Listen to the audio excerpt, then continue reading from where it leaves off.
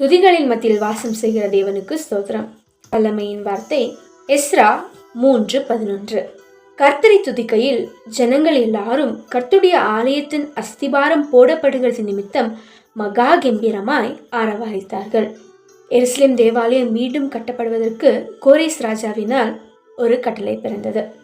அதன் வேலையை செய்வதற்காக சில லேவியர்களை ஏற்படுத்தினார்கள். அனைவரும் ஒருமனப்பட்டு அந்த வேலை செய்ய ஆரம்பித்து கர்த்தரை துதித்து கொண்டே அதை செய்தாங்க. மற்ற ஜனங்கள் அதன் அஸ்திபாரம் போடப்படுகிறதை கண்டு மகா ஆரவாரித்து கர்த்தரை துதிக்க ஆரம்பித்தாங்க. அதே போலதான் ஒரு சில காரியங்கள் நம்முடைய வாழ்க்கையில, ஊழியத்துல, ஃபியூச்சர்ல நடக்க போகிற காரியங்கள் அனைத்தும் தடைப்பட்ட நிலைமையில காணப்படுகிறதா?